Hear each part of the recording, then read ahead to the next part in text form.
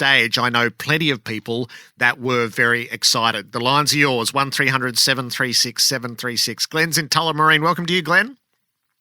Yeah, good morning. Dan Andrews has definitely made the correct decision this morning. We have got a horrendous homeless crisis in this state. We've got a horrendous rental crisis.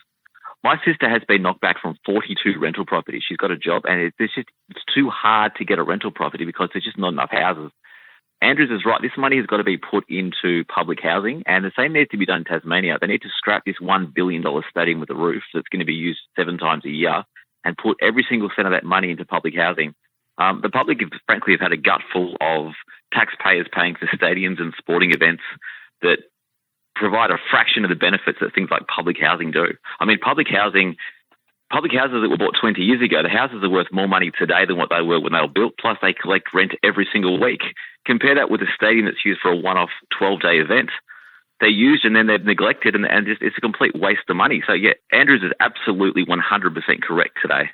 So there's an ominous tone to that, Glenn, because sport's eternal struggle is finding its place in a budget. And when it is compared to things like housing, education and health, it diminishes. But there are buckets for all. That's the ominous tone in this. I can't sit here and say it's the wrong decision. $6 to $7 billion is preposterous for a Commonwealth Games, but there has to be the allocation of significant money for sport because of its place in our culture, because of its place in our psyche and in our history. Now, that would be too much, but to run your logic the whole way through, sport would never get any funding by comparison along the way, and that would be to the detriment of the country as a whole. Your point is absolutely valid, but I worry about the reach of it from there. And this is a sports program, so it does come at from a certain point of view.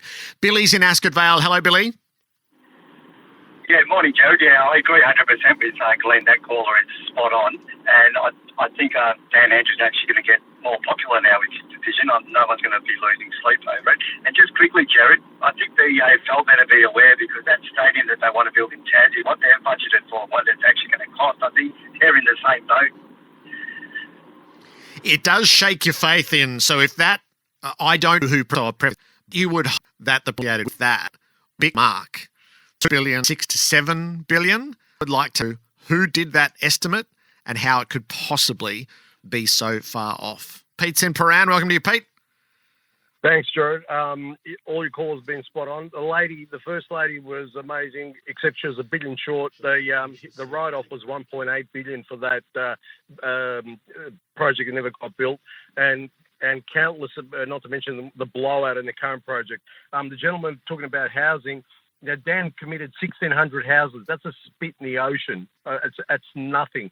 And finally, Jared, just in terms of the previous caller or a couple of calls ago, who was spot on as well around the housing and the focus on stadiums. Remember Maslow and his hierarchy of needs. You've got to take care of the basic things first before you're talking about the higher end stuff. So don't worry about stadiums. We've got to be able to house and feed our people. Pete, you have broadened our minds this morning. Thank you. Ben's in Burwood.